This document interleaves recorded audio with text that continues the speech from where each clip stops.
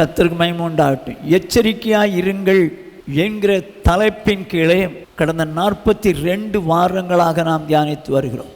இன்றைக்கு 43வது வாரமாக தியானிக்க போகிறோம். கடந்த வாரத்திலே லூக்கா எழுதின சுவிசேஷம் 21வது அதிகாரம் 34ஆம் வசனத்திலிருந்து நாம் தியானித்தோம். உங்கள் இருதயங்கள் பெருந்திண்டினாலும் வெறியினாலும் லௌகிக கவலைகளினாலும் பாரமடையாதபடிக்கும் நீங்கள் நினையாத நேரத்தில் அந்த நாள் உங்கள் மேல் வராதபடிக்கும் எச்சரிக்கையாயிருங்கள். என்ன இருக்குது? உங்கள் இருதயம் லௌகீக கவலையினால் பாரமடையாதபடிக்கு எச்சரிக்கையாயிருங்கள் என்கிற வார்த்தை குறித்து தான் கடந்த வாரத்திலே தியானித்தோம். அப்படின்னா உலக பிரகாரமான கவலையினால நம்முடைய இருதயம் பாரம் அடையக்கூடாது. சொன்னது யாரு? இயேசு. நம்ம வாழ்க்கையில கவலையை கொடுக்கிறது சாத்தான். ஆனா தேவன் சமாதானத்தை கொடுக்க வேண்டும் என்றும் சந்தோஷமாய் இருங்கள் என்றும் சொல்லுகிறவர். கவலையினால் வருகிற ஆபத்து என்ன என்று சொல்லி கடந்த வாரத்திலே தியானித்தோம். 6 காரியங்கள். 1, மன துக்கத்தினால் ஆவி முறிந்து போம். மன துக்கத்தினாலே மனிதனுக்குள்ளே இருக்கிற ஆவி முறிந்து போகும். 2வது, மனுஷனுடைய கவலை வசனத்தை ஒடுக்கிவிடும். வசனத்தின்படி வாழ வேண்டும் என்று எண்ணுவோமானால் இந்த கவலையானது இந்த வசனத்தை நெருக்கிவிடும், ஒடுக்கிவிடும். 3வதாக, கவலை தூக்கத்தை உண்டாக்கும். ஆவிக்குரிய வாழ்க்கையை ஜெபம் பண்ண வேண்டும் என்று எண்ணினாலும், வேதம் வாசிக்க வேண்டும் என்று எண்ணினாலும், ஒருவேளை கவலை இருக்குமானால் நாம் வேதம் வாசிக்க கூடாது படிக்கும், ஜெபிக்க கூடாது படிக்கும், தூக்கத்தை சாத்தான் கொடுத்துருவான். 4வதாக, உலக பிரகாரமான கவலை மரணத்தை பிறப்பிக்கும். 1, சரீர பிரகாரமான மரணம், அதாவது தற்கொலை பண்ணிடுவாங்க. 2வதாக, ஆவிக்கேற்ற மரணம். எப்படி ஆவிக்கேற்ற மரணம் வரும்? கவலை வந்தோடனே அடப்போடா அப்படின்னு சொல்லிட்டு பாவம் செய்ய ஆரம்பிச்சுருவாங்க. இந்த பாவம் செய்யும்போது பாவம் செய்ய செய்ய என்ன நடக்கும்? பாவத்துக்கு சம்பளம் மாறணும், கடைசியில் முடிவுனா நரகம். அது மாதிரி கொண்டு போயிடுவான் சாத்தான். 4வது. 5வதாக, இந்த கவலை இருதயத்தை ஒடுக்கிடும். தேவன் நம்முடைய சரீரம் நல்லா செயல்படணும்னு சொல்லி ஒரு அளவுக்கு இருதயம் இருக்கும்படிக்கு வச்சிருக்கிறார். ஆனால் இந்த கவலை வரும்போது இருதயம் ஒடுங்கிருமா. அதனால ஹார்ட் அட்டாக்னு சொல்லுவாங்க. அதனால் கவலைப்படுற காரியத்தை ஹார்ட் பிரச்சனை உள்ளவங்களுக்கு சொல்லாதீங்க அப்படின்னு சொல்லுவாங்க. ஏன்னா பட்டுன்னு கேட்டாங்கன்னா அப்படின்னு முடிஞ்சிடும், இருதயம் அப்படியே ஒடுங்கிடும். 6வதாக, கவலை இருந்தால் வரப்போகிற இயேசுவை தரிசிக்க முடியாது. கவலை இயேசுவை தரிசிக்க விடாது. அருமையானவர்களே, கவலையை கொடுக்கிறது பிசாசு. ஆகையினாலே வேதம் என்ன சொல்லுது? உங்கள் கவலைகளெல்லாம் அவர் மேல் வைத்து விடுங்கள். உங்கள் பாரத்தை அவர் மேல் வைத்து விடுங்கள் என்று வேதம் சொல்லு. இப்போ அவர் தான் கவலை கொடுக்குறாருன்னா அவர் மேலே வைக்க முடியாது இல்லை. அப்போ கவலையை கொடுக்கறது யாரு? சாத்தான். வேதம் என்ன சொல்லுது? அவர் உங்களை விசாரிக்கிறவரானபடியால் உங்கள் கவலைகளை எல்லாம் அவர் மேல் வைத்து விடுங்கள். அப்போது நம்மை விசாரிக்கிறவர். இப்போ கவலையோடு கூட உட்காந்துருக்கீங்கன்னு வச்சுங்க, யாராவது வந்து விசாரிக்கும்போது, என்ன சிஸ்டர், என்ன பிரதர், ரொம்ப சோர்வாக இருக்கிறீங்க அப்படின்னு சொன்னால் அவங்க அந்த சோர்வை நீக்கிறதுக்கேற்ற காரியங்களை செய்வானா நமக்கு எவ்வளோ சந்தோஷமாக இருக்கும். ஆனால் அதை மற்ற மனிதர்களால் செய்ய முடியாது. தேவன் ஒருவர் தான் கவலை நீக்கி சமாதானத்தை கட்டளையிட முடியும். ஆகையினால அவர் மேலே கவலையை வச்சுட்டு சமாதானமாக இருக்க வேண்டும், சந்தோஷமாக இருக்க வேண்டும் என்று சொல்லி கடந்த வாரத்திலே தியானித்தோம். இந்த வாரம் லூக்கா 21வது அதிகாரம் 34வது வசனம். உங்கள் இருதயங்கள் பெருந்திண்டினாலும் வெறியினாலும் லௌகிக கவலைகளினாலும் பாரமடையாதபடிக்கும் நீங்கள் நினையாத நேரத்தில் அந்த நாள் உங்கள் மேல் வராதபடிக்கும் எச்சரிக்கையாயிருங்கள். என்ன எழுதி பாருங்க? உங்கள் இருதயம் பெருந்திண்டினாலே, பாரம் அடையாதபடிக்கு எச்சரிக்கையாயிருங்க. அப்படின்னு அர்த்தம் என்ன? இயேசு தான் சொல்றாரு, நான் சொல்லலை. பெருந்தீனிக்காரனாக இருக்கக்கூடாது. சும்மா அதை சாப்பிடணும், இதை சாப்பிடணும், இதை சாப்பிடணும், சாப்பாடு டேஸ்டாக இருக்கலாம், அள்ளி சாப்பிடு, நல்லா சாப்பிடு, அப்படிலாம் சாப்பிடுவாங்க. அப்படி பண்ணக்கூடாது. பெருந்தீனிக்காரர்கள் தேவன் விரும்புறது இல்லைங்க. போஜனத்துக்கு வயிறும் வயிற்றுக்கு போஜனமும் ஏற்கும் தேவன் அதையும் இதையும் அழிய பண்ணுவார். வேதம் சொல்லுது, உங்கள் இருதயம் பெருந்திண்டினாலே, அப்படின்னா பெருந்தீனினாலே இருதயம் பாரம் அடையும்னு சொல்றாரு. இயேசு தான் சொல்றாரு. அளவுக்கு அதிகமாக சாப்பிடணும். இன்னைக்கு சாப்பாடு கொஞ்சம் நல்லா இருக்குண்ணா, போடு, எனக்கு கொஞ்சம் போடு, எனக்கு கொஞ்சம் போடு, இல்லைங்க, லிமிட்டாக தான் சாப்பிடணும். இருதயம் இந்த பெருந்திண்டினால பாரம் அடைஞ்சிருமா, பெருந்தீனினால பாரம் அடைஞ்சிருமா. அதனால தான் ஆண்டவர் சொல்றாரு, உங்கள் இருதயம் பெருந்திண்டினாலே பாரம் அடையாதபடிக்கு எச்சரிக்கையாயிருக்கு. வேதம் என்ன சொல்கிறது? 104வது சங்கீதம் 15வது 16வது வசனங்கள்.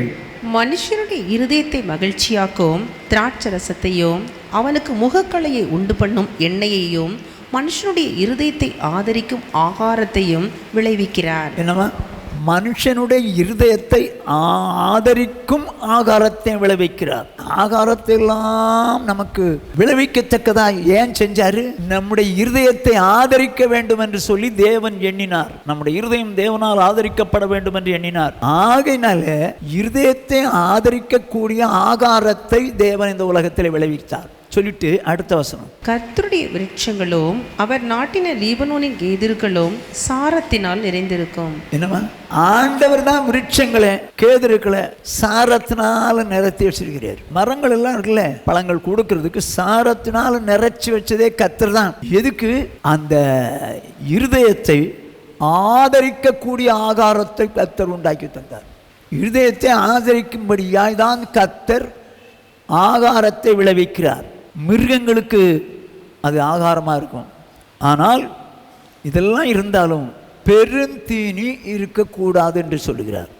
இதெல்லாம் அவர் தான் விளைவித்தார், அவர் தான் விளைவித்தார். ஆனால் என்ன விளைவித்தாலும், ஆகாரத்தை விளைவித்தாலும் பெருந்தீனி இருக்கக்கூடாது என்று சொல்லுகிறார். வேதம் என்ன சொல்லுது? 2 பேதுருவின் புஸ்தகம் 1வது அதிகாரம் 4வது வசனம். இச்சையினால் உலகத்தில் உண்டான கேட்டுக்கு தப்பி திவ்ய சுபாவத்துக்கு பங்குள்ளவர்கள் ஆகும் பொருட்டு மகா மேன்மையும் அருமையுமான வாக்குத்தத்தங்களும் அவைகளினாலே நமக்கு அளிக்கப்பட்டிருக்கிறது. என்னவா? இச்சையினால் உண்டான கேடு. அது எந்த மாம்ச இச்சையாக இருக்கலாம், இல்லை சாப்பாட்டில் இச்சையாக இருக்கலாம். எந்த இச்சை இருந்தாலும் இச்சையினால கேடு வருதான், அழிவை உண்டாக்கிறங்க. நமக்கு ஆண்டவர் ஆகாரம் தந்திருக்கிறார், சரீரத்தை பலப்படுத்தி அவருக்கு வாழ்றதுக்கு தான் வச்சிருக்கிறாரு. ஆனால் இச்சை வந்துச்சுன்னு வச்சுங்க, சாப்பாட்டில் எனக்கு அது ரொம்ப பிடிக்கும். சிலர் கறி இல்லாமல் சாப்பிட மாட்டாங்க.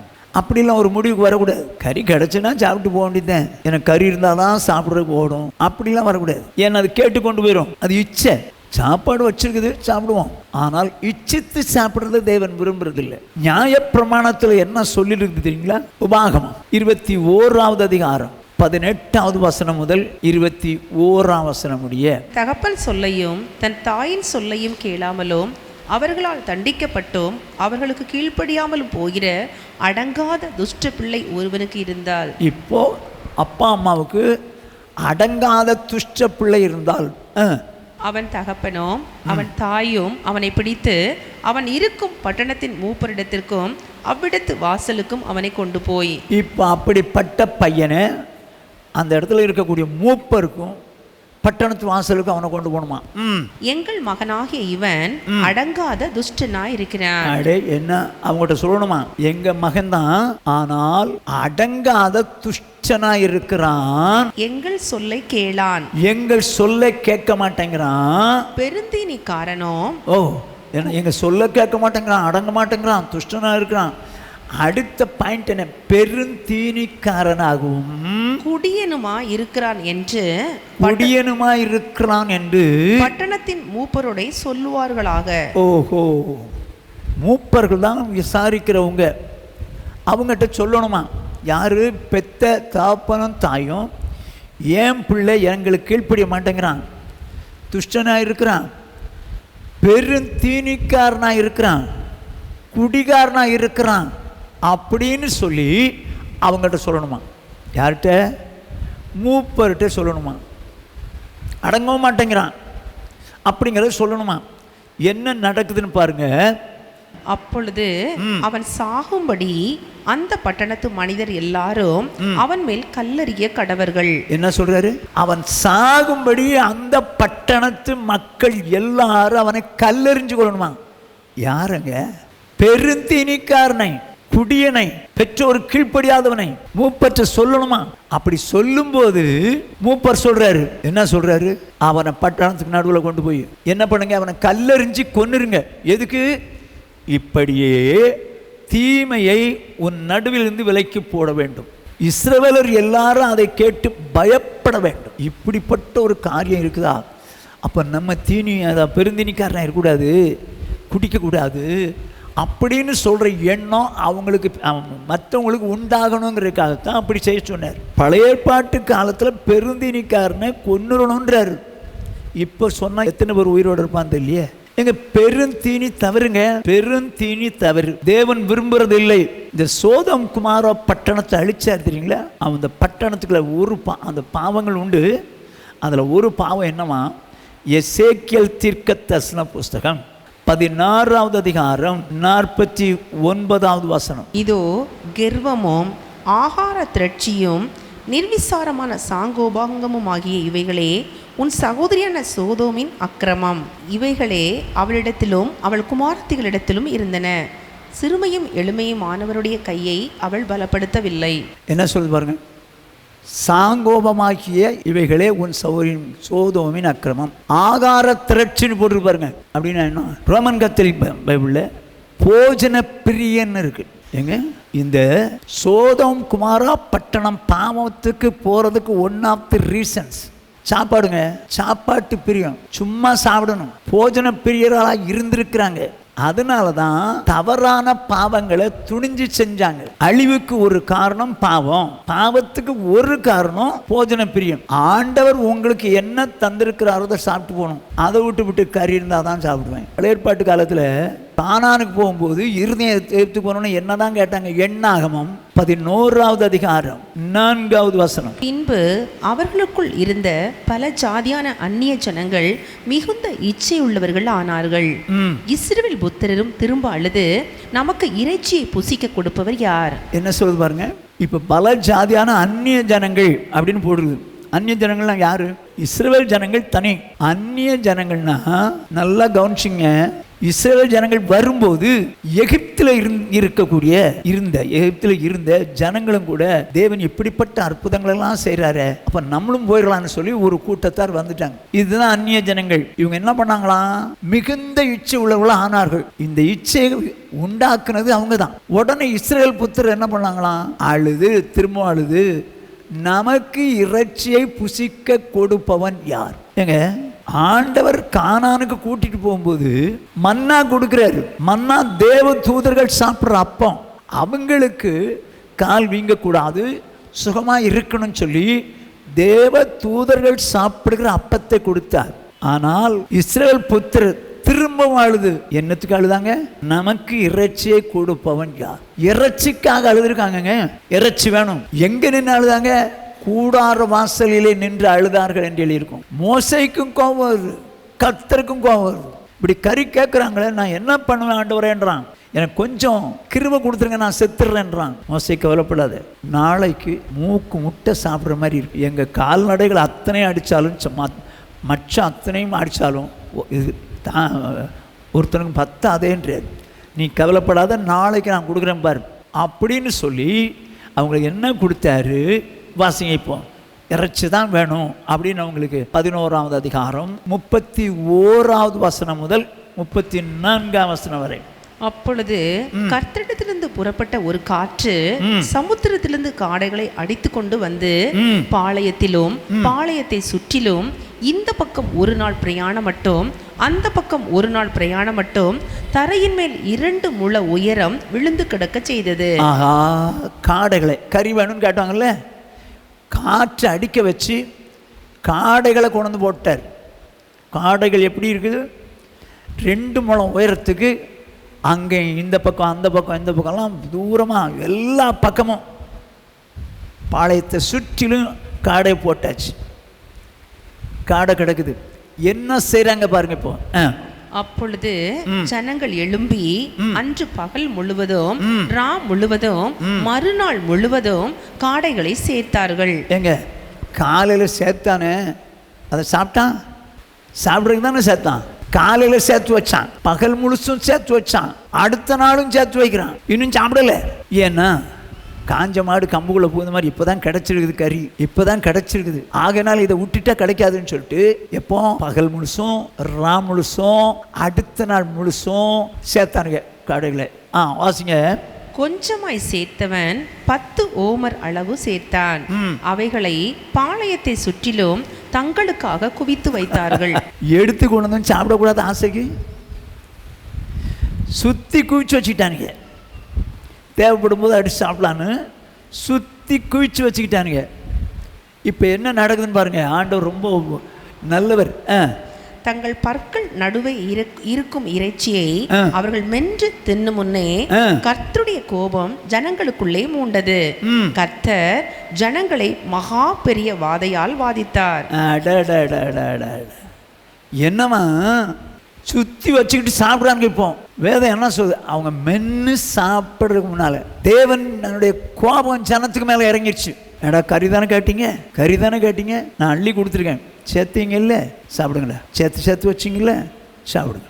ஆனால் கறியை மென்று திங்கும் போதே ஆண்டவர் என்ன செஞ்சார் பாருங்க, பெரிய வாதையினால் வாதித்தார் சொல்லிட்டு அடுத்த வசனம் சொல்லுது, இச்சித்த ஜனங்களை அங்கே அடக்கம் பண்ணினதினால் அந்த ஸ்தலத்துக்கு கிப்ரோத் அத்தாவா என்று பெயரிட்டார். ஓஹோ ஹோ ஹோ ஹோ. என்னவா, தேவன் ஜனங்களை அங்கே அடக்கம் பண்ண வச்சார். யாருக்கு கறிக்கு மேலே இச்சை இருந்து இச்சைனால சாப்பிட்டானோ அவங்க எல்லாரையும் சாப்பிடுச்சார். எல்லாரையும் அடக்கம் பண்ணியாச்சு. அந்த இடத்துக்கு பேர் என்ன சொல்லுங்க? கிப்ரோத் அத்தாவா. மறக்கக்கூடாது. சாப்பிடணும்னு ஆசை வருதா? கறி பீஸாக சாப்பிடுவோமா? நமக்கு பீஸ் இல்லைன்னா நமக்கு பீஸாக சாப்பிட்றோம். ஏங்க தேவைக்கு சாப்பிட்டுக்க வேண்டியதாங்க. ஆனால் பீஸ் இல்லாமல் என்னால் சாப்பிட முடியாதுன்னு சொல்லி நீங்கள் செயல்பட்டால் உள்ளே போயிடும். அப்புறம் என்ன நடக்கும்? இருதயம் பெருந்திண்டினாலே பாரம் அடைந்து விடும். எல்லாருக்கும் தெரிஞ்ச சம்பவங்களை உங்களுக்கு அங்கங்கன்னு சொல்கிறேன். ஆதியாகமம் 25வது அதிகாரம் 28 முதல் 34 வரை.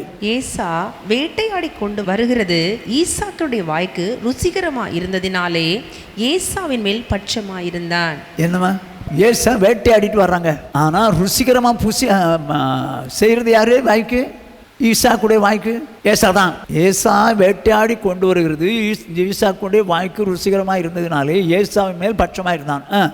ரெபெக்காளோ யாக்கோபின் மேல் பட்சமா இருந்தாள். ஒரு நாள் ஏசா வெளியிலிருந்து களைத்து வந்தபோது யாக்கோபு கூழ் சமைத்து கொண்டிருந்தான். இவன் வனசஞ்சாரி. யாரு? ஏசா. யாக்கோபு எப்படி? கூடாரவாசி. அவங்க அம்மா கிட்ட இருந்து அவங்களுக்கு அசிஸ்ட் பண்ணி அங்கே சாப்பாடு செஞ்சுட்டு இருக்கிறது தான் அவனுக்கு பிடிக்கும். இவன் வேட்டையாடிக்கிட்டு வர்றது தான் இவனுக்கு பிடிக்கும். வேட்டையாடி வர்ற மிருகங்களையும் பறவைகளையும் சாப்பிட்டே பழகிட்டான். யாக்கோபு கூழ் காய்ச்சிட்டு இருக்கிறான். சிவப்பாக இருக்குதான் அது. இப்போ அவன் என்ன பண்ணுறான் பாருங்க. இப்போ அப்பொழுது ஏசா யாக்கோபை நோக்கி, அந்த சிவப்பான கூழிலே நான் சாப்பிட கொஞ்சம் தான், இளைத்திருக்கிறேன் என்றான். இதனாலே அவனுக்கு ஏதோம் என்கிற பெயர் உண்டாயிற்று. ஏதோம்னா என்ன? சிவப்புன்னு அர்த்தம். களைச்சிருக்கிறேன், கொஞ்சம் கூழ் கொடுன்றான் தம்பிகிட்ட. தம்பி கூழ் காய்ச்சிட்டு இருக்கான், களைச்சிருக்கிறேன், கொஞ்சம் கூழ் கொடுப்பான்றான். அண்ணன் கேட்கத்தான் செய்வான். ஆனால் தம்பி என்ன சொல்கிறான் பாருங்க. அப்பொழுது யாக்கோபு, உன் சேஷ்ட புத்திர பாகத்தை இன்று எனக்கு விற்று போடு என்றான். உன் சேஷ்ட புத்திர பாகத்தை எனக்கு வித்துரு அப்படின்றான். அதற்கு ஏசா, இதோ நான் சாக போகிறேனே, இந்த சேஷ்ட புத்திர பாகம் எனக்கு என்னத்திற்கு என்றான். அவன் முதல்ல சொல்கிறான், களைச்சிருக்கிறேன் தம்பி, கொஞ்சம் கூழ் கொடுறான்றான். களைச்சிருக்கிறேன், களைப்புன்னா டயர்டாக இருக்குது வேட்டையாடிட்டு வந்ததில், எனக்கு கொஞ்சம் கூழ் கொடுன்றான். அவன் சேஷ்ட புத்திர வார்த்தை கேட்ட உடனே என்ன வார்த்தை சொல்கிறான்? நான் சாக போகிறேன்டா, நான் சாக போகிறேன், எனக்கு எதுக்கு அது சேஷ்ட புத்திரம் வேண்டாம். எங்க ஒரு நேரம் கூழில் ஒரு நேரம் சாப்பாடெல்லாம் செத்துருவானா? எங்கள் அம்மா பக்கத்தில் தாங்க வீட்டில் இருக்காங்க, வீட்டில் அம்மாட்ட போய் அம்மா தம்பி கூழ் ஆச்சுக்கிறான், நான் கேட்டேன், அவன் என் சேஷ்ட புத்திரபாகத்தையே கேட்குறான், நீங்கள் கொஞ்சம் கூழ் காய்ச்சி கொடுத்துருங்கம்மா அப்படின்னா அம்மா கொடுத்துட போகிறாங்க. நான் சாக போகிறேன், எதுக்குடா எனக்கு சேஷ்ட புத்திரபாகம் அப்படின்றான். சொல்லிட்டு அப்பொழுது யாக்கோபு இன்று எனக்கு ஆணையிட்டு கொடு என்றான். அவன் யாக்கோபுக்கு ஆணையிட்டு தன் சேஷ்ட புத்திரபாகத்தை அவனுக்கு விற்று போட்டான். அப்பொழுது யாக்கோபு ஏசாவுக்கு அப்பத்தையும் பயற்றங்கூழையும் கொடுத்தான். அவன் புசித்து குடித்து எழுந்திருந்து போய்விட்டான். இப்படி ஏசா தன் சேஷ்ட புத்திர பாகத்தை அலட்சியம் பண்ணினான். எங்க சேஷ்ட புத்திர பாகங்கிறது தேவன் அப்படிப்பட்டவன் மேல அன்பு வச்சுதான் கொடுக்குறாரு. முதல் பிள்ளைக்கு தான் சேஷ்ட புத்திர பாகம். ஏசா அம்மா வயிற்றிலிருந்து வெளியே வரும்போதே தான் யாக்கோபு குதிங்கால பிடிச்சி இழுக்கிறாங்க, ஏசாவுடைய குதிங்கால. ஆனாலும் கர்த்தர் தான் முதல் பிள்ளை வச்சாரு. ஏன் வச்சாரு? அவனை நேசிச்சு சேஷ்ட புத்திர பாகத்தை அவனுக்கு கொடுக்கணும்னு தேவன் ஆசைப்பட்டனால தான் அவனை முன்னால் வச்சாரு. ஆனால் நடந்தது என்ன? இப்ப எனக்கு சேஷ்ட புத்திர பாகமா சாப்பாடா, சேஷ்ட புத்திர பாகமா கூழா, இது தேவையில்லை, எனக்கு கூழ் போதும். சேஷ்ட புத்திர பாகத்தை அலட்சியம் பண்ணி விட்டாலாம். எதுக்கு? வெறும் கூழுக்கு, வெறும் சாப்பாட்டுக்கு அலட்சியம் பண்ணி விட்டாங்க. யோசிச்சு பாருங்க, சேஷ்ட புத்திரபாகங்கிறது மிகவும் மதிப்புள்ளது, விலையேற பெற்றது. கூழ் அவங்க அம்மாட்ட போனால் கிடைக்கும், இல்லை இன்னொரு நாள் குடிச்சிட்டு போயிடலாம். ஆனால் இவனுக்கு கூழா சேஷ்ட புத்திரபாகம் அப்படின்னு போட்டால், தராசில் போட்டால் கூழ் தான் வெயிட் அடிக்குது, கூழ் தான் குடிக்கணுன்றான். நல்லா கவனிச்சிங்க, இவன் இந்த சேஷ்ட புத்திரபாகத்தை விற்று போட்டான். இதனால இவன் என்ன ஆனான் தெரியுமா உங்களுக்கு? இதனால என்ன ஆனான்? எபிரேயர்கள் இருக்கும் 12வது அதிகாரம் 16வது 17வது வசனங்கள். ஒருவனும் வேசி கள்ளனாகவும் ஒருவேளை போஜனத்துக்காக தன் சேஷ்ட புத்திர பாகத்தை விற்று போட்ட ஏசாவை போல சீர்கெட்டவனாகவும் இராதபடிக்கும் எச்சரிக்கையாயிருங்கள். என்ன சொல்லுவாங்க? ஒருவேளை போஜனத்துக்காக, ஒரே நேரம் சாப்பாடு, ஒருவேளை போஜனத்துக்காக, ஒருவேளை அப்படி இல்லை, ஒருவேளை போஜனத்துக்கு அப்படி இல்லை, ஒருவேளை போஜனத்துக்காக தன் சேஷ்ட புத்திர பாகத்தை விற்று போட்ட ஏசாவை போல சீர்கெட்டவனாய் இராதபடிக்கு எச்சரிக்கார். அப்போ இந்த சேஷ்ட புத்திர பாகத்தை விற்று போட்டானே, அவன் எப்படிப்பட்டவனாய் மாறிட்டான்? சீர்கெட்டவனாய் மாறிட்டான், சீர்கெட்டவனாய் மாறிட்டான். அருமையானவளே, எதனால சீர்கெட்டான்? அவனுக்கு வேண்டியது இச்சையினால் உண்டான கூழு. அதனால சேஷ்ட புத்திரமா வேண்டாம், போ, சாதாரணமா கூழுக்கு வித்திட்டு போயிட்டானே. எங்க ஏசா வேட்டையாடி பறவைகளை மிருகங்களை கொண்டு சமைச்சு சாப்பிடக்கூடியவன். ஆனா கூழு இன்னைக்கு தான் தம்பி செய்யறத பாக்குறான். ஆனா அது மேல இச்சை இருந்ததுனாலே சேஷ்ட புத்திரபாகத்தை விட்டுட்டான். வேதம் என்ன சொல்லுது? அவன் சீர்கெட்டவனானான். எதனால? இச்சைனாலங்க, இச்சைனால, அந்த கூழுக்கு மேல இருந்த இச்சைனால. அருமையான சௌரியம் நல்லா கவனிச்சுங்க. ஆகார இச்சை நமக்கு வரக்கூடாது. பெருந்திண்டினாலே உங்கள் இருதயம் பாரம் அடையாதபடிக்கு எச்சரிக்கையா இருங்கள்னு இருக்குது. எச்சரிக்கை, ஆண்டவர் எச்சரிக்கையா இருங்கள்னா ரொம்ப கேர்ஃபுல்லா இருக்கும்னு அர்த்தம். நீங்க உங்க வீட்டிலே இருக்கட்டும், வெளியே போகும்போதா இருக்கட்டும், சாப்பிட்றீங்க, இச்சித்து சாப்பிடாதீங்க. சாப்பாடு இச்சை ரொம்ப நல்லா இருக்குது, நல்லா இருக்குண்ணா, போடு போடு போடு போடு போடுன்னு போட சொல்லி சாப்பிடாதீங்க. கல்யாண வீட்டுக்கெல்லாம் போனால் ரொம்ப டீசெண்டாக இருந்து சாப்பிட்டு வரணுங்க. ஏசு கல்யாண வீட்டுக்கு போனாருங்க. என்ன நடந்துச்சு? இப்போ ஏசு விஐபின்னு சொல்லி தான் அவரையும் அவருடைய சீஷர்களையும் கல்யாணத்துக்கு அழைச்சிருந்தாங்க. அவர் ஒரு விஐபியை தான் முதல்ல கவனிப்பாங்க. ஆனால் இவர் என்ன பண்ணலாம்? எப்பா என்னை கூப்பிட்டியே, என்னை கொஞ்சம் கவனிப்பா அப்படின்னு சொல்லல. திராட்சை ரசம் குறைபட்டு விட்டது. எப்போ? கல்யாண வீட்டில் வந்தவெல்லாம் சாப்பிட்டு நல்லா குடிச்சிட்டு போயிட்டான். இவர் மட்டும் ஏன் நிற்கிறாரு, இன்னும் உட்காந்துருக்காரு? சாப்பிடவே இல்லை. அவங்க அம்மாவும் இன்னும் சாப்பிடல. மகனே, குறைபட்டு போச்சுப்பா திராட்சை ரசம், நீ ஏதாவது செய்ய முடியுதா? சரியா, உனக்கு எனக்கு என்ன, நீ விட்டு, என் வேலை வரலன்னு சொல்லிட்டாரு. இப்போ ஒரு கல்யாண வீட்டில் ஒரு விஐபியை எப்படி ட்ரீட் பண்ணுவாங்க? ஒரு ஊழியக்காரர் தான் வச்சுங்களேன், இல்லை ஒரு ரெவரண்டுன்னு வச்சுங்களேன், இல்லை ஒரு ஊழியக்கார், அவரை கூப்பிட்டுருக்காங்க, என்ன தான் பண்ணுவாங்க? அவருக்கு தாங்க முதல்ல இடம் கொடுப்பாங்க. பாஸ்டர் வாங்க பாஸ்டர், நீங்கள் வாங்க பாஸ்டர், நீங்கள் வாங்க பாஸ்டர் அப்படின்னு அவருக்கு தான் முதல்ல இடம் கொடுப்பாங்க. ஆனால் இன்றைக்கெலாம் கல்யாண வீட்டில் விருந்தில் சாப்பிடும்போது எல்லாம் ஃபுல்லாக இருக்கும். இவங்க பின்னால் போய் நின்றுக்குவாங்க. ஏசு வீட்டில் உட்காந்துருக்காரு, இவங்க பின்னால் போய் நின்றுக்குவாங்க, இருமிக்கிட்டே இருப்பான். ஏன்? எழும்புறியா இல்லையா? எப்படிங்க சாப்பிட முடியும்? ஏசா ஏன் சீர்கெட்டாங்கன்னா இச்சையினால, சாப்பாட்டுக்கு மேலே இச்சை இருந்ததுனால அவன் சீர்கெட்டு போனான் என்று எழுதியிருக்கு. நமக்கு சாப்பாட்டுக்கு மேலே இச்சை வரக்கூடாதுங்க. ஆமாம், ஜெபம் பண்ணி சாப்பிடுவீங்களா? என்னதான் சொல்லி ஜெபம் பண்ணி சாப்பிடுவீங்க? ஜெபம் பண்ணுறவங்களை கேளுங்க, எங்களை போய் கேட்குறீங்களே அப்படின்றீங்களா? ஜெபம் பண்ணுவீங்களா? என்னதான் பண்ணுவீங்க? சில ஜெபம் பண்ண என்னதான் பண்ணுவானோ தெரியல, சும்மா கையை வைக்க வேண்டியது, வாய்க்குள்ள போட்டுக்க வேண்டியது. ரொம்ப வருத்தங்க. ஏன்னா வசனம் சொல்லுது, புசித்தாலும் குடித்தாலும் எதை செய்தாலும் எல்லாவற்றையும் தேவனுடைய நாமம் மகிமைக்கென்று செய். நீங்கள் சாப்பிட்றீங்களா? தண்ணி குடிக்கிறீங்களா? ஆண்டவர் மகிமைக்கா நான் சாப்பிட்றேன் ஆண்டவரேன்னு சொல்லி ஜெபம் பண்ணி சாப்பிடுங்க. எனக்கு இச்சப்பா, அதனால ஐயோ ஐயோ, இச்சித்து கேட்டவங்களுக்கு தான் கொடுத்து விட்டு அடிச்சார். இச்சித்து சாப்பிடாத, பெருந்திண்டினாலும் உங்கள் இருதயம் பாரமடையாதபடிக்கு எச்சரிக்கையாக இருங்கள். சாலமோனை குறித்து நல்லா தெரியும் நமக்கு. அவனை குறித்து வேதம் என்ன சொல்லுது பாருங்க. 1 ராஜாக்களின் புஸ்தகம் 4வது அதிகாரம் 22வது 23வது வசனங்கள். நாள் ஒன்றிற்கு சாலமோனுக்கு செல்லும் சாப்பாட்டு செலவு 30 மரக்கால் மெல்லிய மாவும் 60 மரக்கால் மாவும். என்ன இப்போ சாலமோனுக்கு ஒரு நாளுக்கு சாப்பாடு 30 மரக்கால் மெல்லிய ஃபைன் ஃப்ளவர், 60 மரக்கால் மாவு. இவன் ஒருத்தன் சாப்பிட்டுருப்பான்றீங்களா? அப்படி இல்லை, அவன் குடும்பம் நிறையா, அதனால அந்த குடும்பத்துக்குரிய இதெல்லாம் சேர்த்து சொல்லியிருக்குன்னு நான் நினைக்கிறேன். பாருங்க, இப்போ கலைமான்களையும் வெளிமான்களையும் வரையாடுகளையும் கொழுமையான பறவைகளையும் தவிர இதெல்லாம் போட்டிருக்குது. இதெல்லாம் தவிர கொழுக்கப்பட்ட 10 மாடுகளும், ஐயோ, கொழுக்கப்பட்ட 10 மாடுகளும், மேய்ச்சலிலிருந்து வந்த 20 மாடுகளும் 100 ஆடுகளுமாம். ஐயோ, ஒரு நாள் சாப்பாடு எவ்வளவா? அதை நமக்கு திரும்ப சொல்லக்கூட தெரியாது. கலைமான்கள், வெளிமான்கள், வரையாடுகள், கொழுமையான பறவைகள், இது தவிர கொழுக்கப்பட்ட 10 மாடுகள், மேய்ச்சலிருந்து வந்த 20 மாடுகள், 100 ஆடுகள், அவ்வளோதான். ரொம்ப சிம்பிளாக தான் சாப்பிடுவான். ஏங்க, இப்படி சாப்பிட்டனால தான் அவனுக்கு 700 + 300. நான் என்னன்னு சொல்கிறேன்னு புரியுதா உங்களுக்கு? 700 + 300, 700 மனைவிகள், 300 மறுமனையாட்டி. இவ்வளோ சாப்பிட்டா என்ன ஆகும்? அவ்வளவு இச்சைனால அவன் வாழ்க்கையே காலி ஆயிடுச்சுங்க.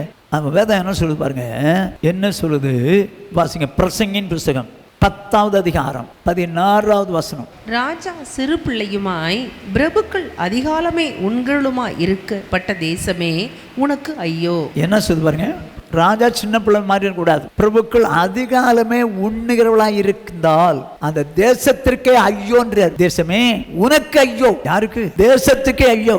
ஏன்? இந்த பிரபுக்கள் அதிகாலமே உட்காந்து அதை இதையும் தீங்கணும்னு நினைக்கிறானே, அதை இதையும் தீங்கன்னு நினைக்கிறானே அப்படின்னு சொல்லி அந்த தேசத்துக்கே ஐயோ உண்டாக்கி சொல்லிட்டு அடுத்த வசனம் என்ன சொல்றது?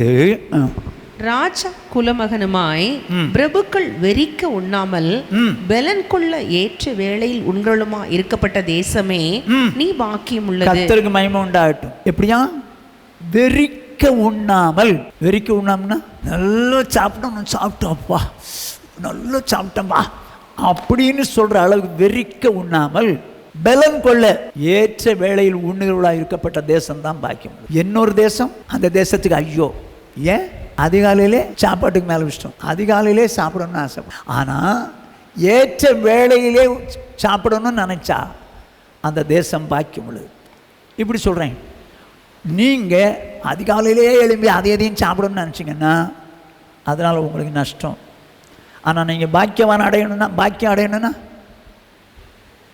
ஏற்ற வேளையில் உண்ணணும். உங்களுக்கு வேணுங்கிற அளவு தான் உண்ணணும், இச்சித்து சாப்பிடக்கூடாது. அப்போ நீங்கள் பாக்கியம் அடையலாம். இப்போ வாசிங்க, நீதிமொழிகளின் புஸ்தகம் 23வது அதிகாரம் 1 முதல் 3 வசனங்கள். நீ ஒரு அதிபதியோட போஜனம் பண்ண உட்கார்ந்தால் உனக்கு முன்பாக இருக்கிறதை நன்றாய் கவனித்துப்பார். நல்லா கவனிங்க. நீ ஒரு அதிபதியோடு கூட போஜனம் பண்ண உட்கார்ந்தால் உனக்கு முன்பாக இருக்கிறதை நன்றாய் கவனி. ஃபர்ஸ்ட் பாயிண்ட் கவனிக்கணுமா, இச்சக்கூடாது. கவனி. நீ போஜன பிரியனா இருந்தால் உன் தொண்டையிலே கத்தியை வை. அடிசாரிட்டு. ஏன்னா நம்ம சாப்பாட்டில் உட்காந்துருக்கிற இடம் எங்க? அதிபதி அவங்க கொடுக்குற ட்ரீட்டில் உட்காந்துருக்குறோம். எப்படி இருக்கும் அவன் ட்ரீட்டு? நல்லா கொடுக்கணும், நம்ம வந்திருக்கிறவங்களுக்கு நல்லா செய்யணும்னு. ஆனால் அதை கொஞ்சம் கவனிச்சுப்பார். நீ போஜன பிரியனாக இருந்தால் அவன் நல்லா வச்சுருப்பான், நல்லா வச்சுருக்கிறான். உனக்கு அது மேலே அவ்வளோ ஆசை வந்துச்சுன்னா தொண்டையில் கத்தியை வச்சிரு. அது மேலே ஆசைப்பட்டு செஞ்சிடாது. உங்களுக்கு முன்னால் வைக்கப்பட்ட போஜனத்தை கவனிச்சுப்பார். சரியா? இப்போ பாருங்கள், இவன் தானியலை குறித்து நமக்கு நல்லா தெரியும். தானியலை குறித்து அவன் எபிரேய தேசத்திலிருந்து அடிமையாக கொண்டு வரப்பட்டவன். இப்போ ராஜா என்ன சொல்கிறான், இந்த தானியல் மற்ற சாத்ராக், மேஷாக், ஆபேத்நேகோ இப்படி கொஞ்சம் வாலிபர்களுக்கு என்னுடைய சாப்பாட்டை கொடு, என்னுடைய சாப்பாட்டை கொடுங்க அப்படின்னு சொல்லி ஆர்டர் போட்டான். ஆனால் இந்த தானியேல் வேதம் என்ன சொல்லுது? தானியேலின் புத்தகம் 1ஆவது அதிகாரம் 5-8. ராஜா தான் உண்ணும் போஜனத்திலேயும் தான் குடிக்கும் திராட்சரசத்திலேயும் தினம் ஒரு பங்கை அவர்களுக்கு நியமித்து. ஏங்க, அதிபதியுடைய சாப்பாடு எப்படி இருக்கும்னு நினைக்கிறீங்க? நேபுகாத் நேச்சார் அந்த தேசத்துக்குடைய அதிபதி ராஜா தான் சாப்பிட்ற சாப்பாட்லையும் தான் குடிக்கிற அந்த திராட்சரசம் மற்ற எல்லாத்தையும் சொல்லிட்டு என்ன சொல்றான், அவர்களை 3 வருஷம் வளர்க்கவும் அதன் முடிவிலே அவர்கள் ராஜாவுக்கு முன்பாக நிற்கும்படி செய்யவும் கட்டளையிட்டான். போஜனத்திலையும் சரி திராட்சரசத்திலையும் சரி ஒரு பங்கு யாருக்கிட்ட, யாருக்குள்ள காரியத்தில் ஒரு பங்கு. ராஜா சாப்பிட்ற சாப்பாடு எப்படி இருக்கும் யோசித்தீங்களேன்? ராஜா சாப்பிட்ற சாப்பாடு அதில் ஒரு பங்கு எடுத்து இவங்களுக்கு நீ கொடு. 3 வருஷம் காலமும் இவங்களை வளர்க்கணும். ராஜா சாப்பிட்ற சாப்பாடுங்க. ஆனால் முடிவில் ராஜாட்ட கொண்டு நிறுத்தணும். இப்போ என்ன நடக்குன்னு பார்ப்போம். அவர்களுக்குள் யூதா புத்திரராகிய தானியேல், அனனியா, மிசாவேல், அசரியா என்பவர்கள் இருந்தார்கள். பிரதானிகளின் தலைவன் தானியேலுக்கு பெல்தஷாத்சார் என்றும், அனனியாவுக்கு சாத்ராக் என்றும், மிசாவேலுக்கு மேஷாக் என்றும், அசரியாவுக்கு ஆபேத்நேகோ என்றும் மறுபெயரிட்டான். சரி. தானியேல் ராஜாவின் போஜனத்தினாலும் அவர் பானம் பண்ணும் திராட்சரசத்தினாலும் தன்னை தீட்டுப்படுத்தலாகாதென்று தன் இருதயத்தில் தீர்மானம் பண்ணிக்கொண்டு தன்னை தீட்டுப்படுத்தாதபடி பிரதானிகளின் தலைவனிடத்தில் வேண்டிக் கொண்டான். ஏங்க, இப்போ ராஜ சாப்பாடு எப்படி இருக்கும்? எவன் யாராவது என்ன நினைப்பான், சே என்ன அருமையான சாப்பாடு கொடுக்குறாங்க, இதை நல்லா சாப்பிட்டு ஒரு கட்டு கட்டலாம் அப்படின்னு நினைப்பாங்க. ஆனால் இவன் என்ன சொல்கிறான், நோ, ராஜாவின் சாப்பாட்டில் அது போஜனமாக இருக்கட்டும் இல்லை அவர் பானம் பண்ணும் திராட்சை ரசமாக இருக்கட்டும், அது நம்மளால் முடியாதுப்பா, என்னால் முடியாதுன்ற. என்னால் சாப்பிட முடியாதுங்க. ஏங்க நான் இப்படி சொல்கிறேன், கவனிச்சுங்க. அதாவது தானியேல் வாழ்ந்தது யூதேயாவில். அங்கே நியாயப்பிரமாணத்தின்படி இது சாப்பிடக்கூடாது அது சாப்பிடக்கூடாதுன்னு சொல்லி சட்டத்தின்படி தான் சாப்பிடுவான். ஆனால் இங்கே ராஜா என்ன வேணாலும் சாப்பிடுவான், என்ன வேணாலும் சாப்பிடுவான். அந்த சாப்பாட்டை தான் இந்த தானியேலுக்கும் மற்றவங்களுக்கும் கொடுக்கணுன்றாங்க. இதில் தானியேல் மட்டும்தான் ராஜ போஜனத்தினாலும் பானம் பண்ணும் திராட்சை ரசத்தினாலும் தன்னை தீட்டுப்படுத்தி விடக்கூடாது என்பதற்கு என்று தன் இருதயத்திலே தீர்மானித்தான். அவன் தான் தீர்மானிக்கிறான். வேற யாருன்னே சாப்பிடாத, அதை குடிக்காத அப்படின்லாம் யாரும் சட்டம் போடலை. இவனே தீர்மானிக்கிறான். இது நான் சாப்பிட மாட்டேன் பாரு. நினச்சிருந்தா எங்கோ இருந்தவனை எங்கே கொண்டு வச்சுருக்காருப்பா, நல்ல சாப்பாடு கொடுக்குறாங்கப்பா, ஆள்ற வரைக்கும் நல்லா சாப்பிடலாம்ப்பா, யோசிச்சிருக்கலாமே, செஞ்சுருக்கலாமே. இல்லைங்க, இந்த பெருந்தீனினாலே தேவையற்ற ரசத்தினால தன்னை தீட்டுப்படுத்தக்கூடாது என்று சொல்லி இருதயத்தில் நினைக்கிறேன். இந்த மாலை வேளையில் வந்திருக்கிற அருமையான சௌரியே சௌரனே கேள், பெருந்திண்டினாலே உங்கள் இருதயம் பாரம் அடையாதபடிக்கு எச்சரிக்கையாக இருங்கள். சாப்பாட்டு விஷயத்தில் ரொம்ப கேர்ஃபுல்லாக இருங்க, ரொம்ப கேர்ஃபுல்லாக இருங்க. எங்கே போனாலும், விருந்து வீட்டுக்கு போனாலும் சரி, சொந்தக்காரங்க வீட்டுக்கு போனாலும் சரி, சாப்பாடு விஷயத்தில் ரொம்ப கேர்ஃபுல்லாக இருந்து சிம்பிளாக சாப்பிடுங்க. உங்கள் வீட்டுக்குள்ளே வந்து உட்காந்து சாப்பிட்டீங்கன்னா யாருமே ஒன்றும் சொல்ல மாட்டாங்க. நீதிமொழிகளின் புஸ்தகம் 21ஆவது அதிகாரம் 17ஆவது வசனம். சிற்றின்ப பிரியன் தரித்திரன் ஆவான், மதுபானத்தையும் எண்ணெயையும் விரும்புகிறவன் ஐஸ்வர்யவான் ஆவதில்லை. என்ன? சிற்றின்ப பிரியன், சின்ன சின்ன காரியங்கள் மேலே பிரியப்படுறவன். மதுபானத்தையும் எண்ணெயும் விரும்புகிறவன் ஐஸ்வர்யவன் ஆகிறதில்லை. தரித்திரன் ஆவான்னு ஏன் சொல்லலை? ஐஸ்வர்யவன் ஆக மாட்டான்னு ஏன் சொல்லுது? மதுபானம் எப்படி விரும்புகிறவனை ஐஸ்வர்யவன் ஆக்காதோ, எண்ணெயை விரும்புகிறவனையும் அது ஐஸ்வர்யவன் ஆக்காது. எப்படின்னு சொல்லுங்கள். நிறைய பேர் எண்ணெய் அப்படின்னா நல்லா ஊற்றி ஊற்றி சாப்பிடணும்னு சொல்லுவாங்க. சில சகோதரிகளுக்கு தம் புருஷன் நல்லா சந்தோஷமாக சாப்பிடணுங்கிறக்க ஊற்றி ஊற்றி கொடுத்துருவாங்க. ரொம்ப கேர்ஃபுல்லாக இருங்க. ஏன்னா எண்ணெய் அதிகமாக சாப்பிட்டா கொலஸ்ட்ரால் உண்டாகும். டாக்டர் சொல்வார், இனிமேல் எண்ணெயே சாப்பிடாத. ஏன் சார்? இது உனக்கு கொலஸ்ட்ரால் உண்டாயிடுச்சுப்பா, இந்த கொழுப்பு வந்துடுச்சு, இது போய் அடைச்சிக்கும், எண்ணெயே சாப்பிடாதன்றார். அந்த நிலைமைக்கு நானும் நீங்களும் போகக்கூடாது. அதனால தான் ஆண்டவருடைய வார்த்தை சொல்லுது, மதுபானத்தையும் எண்ணெயையும் விரும்புகிறவன் ஐஸ்வர்யவன் ஆகிறது. மதுபானத்தை விரும்புகிறவன் ஐஸ்வர்யம் ஆக மாட்டான், குடிச்சு எல்லாத்தையும் அழிச்சிடுவான். அதே நேரத்தில் எண்ணெயை விரும்புகிறவனும் நல்லா சாப்பிடணும், எண்ணெய் ஊற்றி சாப்பிடணும்னு சொல்லி விரும்புகிறவனும் வியாதிப்பட்டு கொலஸ்ட்ரால் வந்து அவன் தன் வாழ்க்கையில் அழிகிற நிலைமைக்கு போயிடுவான். அதனால தான் என்ன சொல்லுது, எண்ணெய் கூட விரும்பாதன்று. உங்கள் வீட்டிலலாம் எவ்வளோ எண்ணெய் யூஸ் பண்ணுவீங்கன்னு தெரியல, சொல்கிறேன், கேர்ஃபுல்லாக இருங்க.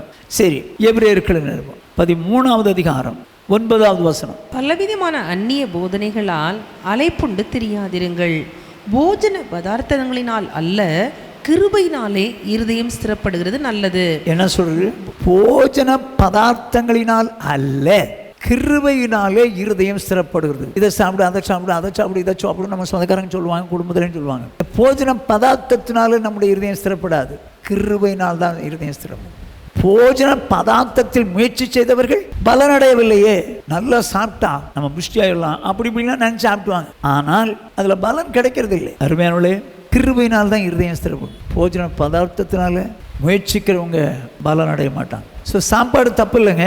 போஜனத்துக்கு வயிறும் வயிற்றுக்கு போஜனமும் ஏற்கும் தேவன் இதையும் அதையும் அழிகிறதுக்காக தான் அவ்வளோ பிரயாசப்படுறாங்க. அழிஞ்சு போகிற வயிற்றுக்காக தான் பிரயாசப்படுறாங்க, அழியாத நித்திய ஜீவனுக்குன்னு பிரயாசப்படுறாங்க. கடைசியாக முடிக்கிறேன். இந்த ஏவாளுக்கு அந்த பழத்து மேலே தான் ஆசை, இச்சித்து போய் சாப்பிட்டு போயிட்டா, கடைசியில் மாட்டிக்கிட்டா. யோவான் 4 அதிகாரம் 5-7. அவர் சமாரியா நாட்டின் வழியாய் போக வேண்டியதா இருந்தபடியால் யாக்கோபு தன் குமாரனாகிய யோசேப்புக்கு கொடுத்த நிலத்துக்கு அருகே இருந்த சமாரியாவில் உள்ள சீகார் என்னப்பட்ட ஊருக்கு வந்தார். அங்கே யாக்கோபுடைய கிணறு இருந்தது. இயேசு பிரயாணத்தினால் இளைப்படைந்தவராய் அந்த கிணற்றின் அருகே உட்கார்ந்தார். அப்பொழுது ஏறக்குறைய 6ஆம் மணி வேளையாய் இருந்தது. அவருடைய சீஷர்கள் போஜன பதார்த்தங்களை கொள்ளும்படி ஊருக்குள்ளே போயிருந்தார்கள். இப்போ அவர் இளைப்படைகிறார், டயர்டாக இருக்கிறாரு, ஒரு கிணத்து பக்கத்தில் உட்காந்துருக்காரு. சாப்பாடு வாங்கிறதுக்கு சீஷர்கள் போயிருக்கிறாங்க. ரொம்ப டயர்டாக இருக்கிறாரு தலைவர், அதனால் அவங்க சாப்பாடு வாங்கி கொடுப்போம் அப்படின்னு சாப்பாடு வாங்குறதுக்கு டவுனுக்குள்ளே போயிருக்காங்க. இப்போ என்ன நடக்குதுன்னு பார்ப்போம். இப்போ அவங்க வாங்கிட்டு வந்துட்டாங்க. 28-34. அப்பொழுது அந்த ஸ்திரீ தன் குடத்தை வைத்துவிட்டு ஊருக்குள்ளே போய் ஜனங்களை நோக்கி, நான் செய்த எல்லாவற்றையும் ஒரு மனுஷன் எனக்கு சொன்னார், அவரை வந்து பாருங்கள், அவர் கிறிஸ்து தானோ என்றாள். அப்பொழுது அவர்கள் ஊரிலிருந்து புறப்பட்டு அவரிடத்தில் வந்தார்கள். இப்படி நடக்கையில் சீஷர்கள் அவரை நோக்கி, ரபி, போஜனம் பண்ணும் என்று வேண்டிக் கொண்டார்கள். இப்போ என்ன சொல்கிறாங்க? போஜனம் வாங்க தான் போயிருக்காங்க, சாப்பாடு வாங்குறதுக்கு தான் போயிருக்காங்க. ஏன் வாங்க போனாங்க? அவர் களைப்பாக இருக்கிறாரு, டயர்டாக இருக்கிறாரு, அதனால எப்படியாவது அவருக்கு சாப்பாடு கொடுத்துடணும் அப்படின்னு சொல்லி சீஷர்கள் அவருக்கு சாப்பாடு வாங்க போனவங்க சாப்பாடு வாங்கிட்டு வந்துட்டாங்க. சாப்பாடு வாங்கிட்டு வந்துட்டாங்க. வந்து என்ன சொன்னாங்க? ரபி, போஜனம் பண்ணும் என்று வேண்டிக் கொண்டார்கள், சாப்பிடுங்க அப்படின்னு. அதற்கு அவர், நான் புசிப்பதற்கு நீங்கள் அறியாத ஒரு போஜனம் எனக்கு உண்டு என்றார். அடே, என்ன சொல்றாரு? நான் புசிக்கிறதுக்கு நீங்கள் அறியாத ஒரு போஜனம் உண்டு. உடனே இவங்களுக்கு என்ன நினைவு வருது? நீங்கள் அறியாத ஒரு போஜனம் உண்டு புசிக்கிறதுக்கு அப்படின்னு சொன்னோன்னே இவங்களுக்கு என்ன நினைவு வருதுன்னு பாருங்க. அப்பொழுது சீஷர்கள் ஒருவரை ஒருவர் பார்த்து, யாராவது அவருக்கு போஜனம் கொண்டு வந்திருப்பானோ என்றார்கள். இவங்க எண்ணத்தை பாருங்க. நீங்கள் அறியாத ஒரு போஜனம் இருக்குன்னு எவனை கொண்டு வந்து கொடுத்துட்டான் பொழுது, நம்ம வாங்கிட்டு வர்றதுக்கு முன்னால் எவனை கொண்டு வந்து கொடுத்துட்டான் பொழுதுன்னு அவங்க பேசிக்கிறாங்க. இயேசு அவர்களை நோக்கி, நான் என்னை அனுப்பினருடைய சித்தத்தின்படி செய்து அவருடைய கிரியையை முடிப்பதே என்னுடைய போஜனமாய் இருக்கிறது. சரிங்க, இப்ப பசியா இருக்கிறாரா இல்லையா? வந்தா சாப்பிட வேண்டியதானே? களைப்படம் தான் இருக்கிறார். அதனால தான் சாப்பாடு வாங்க போயிருக்காங்க. சாப்பாடும் வாங்கிட்டு வந்துட்டாங்க. ஆனா இப்போ அவருக்கு சாப்பாட்டு மேலே பிரியம் இல்லை, இந்த ஜனங்கள் வந்திருக்கிறாங்கல்ல இவங்க மேலே பிரியம். ஐயோ, நான் அறியாத சாப்பாடு இருக்குப்பா, என் பிதாவின் சித்தத்தை செய்து முடிப்பதான் எனக்கு கிரியை. ஐயா, பிதாவின் சித்தத்தின் கிரியைகளை முடிப்பதே எனக்கு போச்சணும். அப்படின்னா என்ன, அவர் எதுக்கு வந்தார்? ஜனங்கள் ரட்சிக்கப்படணும், அவங்க சுவிசேஷம் அறிவிக்கப்பட்டு ரட்சிக்கப்படணும். இதுக்கு தான் வந்தார், இதுக்கு தான் வந்தார். ஆகே சொல்கிறார், அதுதான் எனக்கு போஜனம். ஆனால் பசி நேரத்தில் கூட ஜனங்கள் ரட்சிக்கப்படணும் தான் நினைக்கிறார் தவிர, சாப்பாடு வாங்கிட்டீங்களாப்பா, வாங்கிட்டு வந்துட்டீங்களா, சாப்பிடலாமா எல்லாம் சேர்ந்து, அப்படி சொல்லலையே. சாப்பாட்டுக்கு மேலே புரியும் இல்லைங்க, ஆத்மாக்கள் மேலே போய். இந்த ராத்திரி வேளையில் வந்திருக்கிற அருமையான தேவஜனமே, உங்கள் இருதயம் பெருந்திண்டியினால் பாரம் அடையாதபடிக்கு எச்சரிக்கையாயிரும். போகிற இடத்துலலாம் அங்கே பார்த்தேன் அதை சாப்பிட்டேன், இங்கே பார்த்தேன் இதை சாப்பிட்டேன், இங்கே பார்த்தேன் இதை சாப்பிட்டேன், அப்படி சொல்லாதீங்க. சாப்பாட்டுக்கு மேலே, போஜனத்துக்கு மேலே பிரியம் வரக்கூடாது. தேவையான நேரத்தில் சாப்பிட்டு தேவனுக்கு மகிமையை செலுத்தி போயிடும். ஏன்னா புசித்தாலும் குடித்தாலும் எதை செய்தாலும் எல்லாவற்றையும் தேவனுடைய நாம மகிமைக்கென்று செய்யுங்கள். அப்போ நீங்கள் சாப்பிட்றது எதுக்காக சாப்பிடணும்? உங்கள் இச்சைக்காகவா? இச்சைக்கு இல்லை, ஆண்டவருக்கு மகிமையாக சாப்பிடணும், இருக்கணும்னு சாப்பிடணும், ஆண்டவருக்கு மகிமையாக வாழணும்னு நினச்சாகணும். என்ன செய்யலாம்? இது வரைக்கும் நமக்கு போஜன இச்சை இருந்துச்சுன்னா இன்னைக்கு ஒரு தீர்மானம் எடுப்போம், வேணாம் ஆண்டவரே, எனக்கு சாப்பாட்டு மேலே இச்சை வரக்கூடாது, அதை விட தேவனுடைய கிரியை நடப்பிப்பது தான் எனக்கு அதிகமாக விருப்பம், போஜனம். நான் அந்த கிரியை செய்ய விரும்புகிறேன். அதே நேரத்தில் எந்த காரியத்தையும் இச்சித்து சாப்பிடாம பலம் கொள்ளத்தக்கதாய் மட்டும் சாப்பிட எனக்கு ஒரு விஷயம். ஆண்டவரே, என்னை அர்ப்பணிக்கிறேன் ஆண்டவரே. அன்னைக்கு கறி வேணும்னு கேட்டு அழுதாங்க, கொடுத்தாங்க, எல்லாத்தையும் சுற்றி சேர்த்து வச்சாங்க. கடைசியில் மென்னுக்கிட்டு இருக்கும்போது அடித்து காலி பண்ணிட்டார். அருமையானவளே, நல்லா கவனிச்சுங்க. ஆண்டவரே, இந்த சாப்பாட்டில் எனக்கு ஒரு இச்சை வரக்கூடாது ஆண்டவரே, இச்சித்து நான் எதையும் சாப்பிடக்கூடாதுப்பா. தேவைப்படும் போது நான் புசிக்கட்டும், அதுவும் பப்ளிக்கில். நான் ஒரு இச்சை உள்ளவன்னு எவனும் சொல்லிடக்கூடாது. இச்சை இல்லாது சாப்பிட்டு வாழ எனக்கு கிருபை தாங்கப்பா அப்படின்னு ஆண்டவர்கிட்ட கேட்கலாமா? போஜனத்தில் எனக்கு இச்சை வரக்கூடாது, சாப்பாட்டில் எனக்கு இச்சை வரக்கூடாது. ஒருவேளை அவங்க நீங்கள் போன இடத்துல சாப்பாடு நல்லா இருக்குது, டேஸ்ட்டாக இருக்குது, எனக்கு இன்னும் கொஞ்சம் போடுங்களேன்னு சொல்லி இச்சையினால் சாப்பிடக்கூடாது. அந்த இடத்துல நீங்கள் சாட்சியாக இருக்கணும். இந்த ராத்திரி வேளையில் ஆண்டவர்கிட்ட ஒப்பு கொடுப்போம். ஆண்டவரே, எனக்கு போஜனத்தில் இச்சை வரக்கூடாது, நீங்கள் விரும்புகிறபடி வாழ்வதற்காக பலமுள்ளவனாய் வாழ்வதற்கு நான் சாப்பிடட்டும், இச்சித்து சாப்பிடக்கூடாது. என்னை ஒப்பு கொடுக்குறேன் ஆண்டவரேன்னு எல்லாரும் ஒப்பு கொடுப்போமா? என் ஆத்துமாவே கர்த்தரை ஸ்தோத்திரி, என் முழு உள்ளமே அவருடைய பரிசுத்த நாமத்தை ஸ்தோத்திரி. என் ஆத்துமாவே கர்த்தரை ஸ்தோத்திரி, அவர் செய்த சகல உபகாரங்களை மறவாதே. ஆம், நம்முடைய கர்த்தராகிய இயேசு கிறிஸ்துவினுடைய கிருபையும் பிதாவாகிய தேவனுடைய அன்பும் பரிசுத்த ஆவியானுடைய ஐக்கியம் அந்யோன்யம் ஆறுதலும் சமாதானமும் என்றும் நம்மனைவரோடும் உலகிலுள்ள சகல பரிசுத்தங்களோடு காப்பதாக. ஹல்லேலூயா, ஹல்லேலூயா, ஹல்லேலூயா.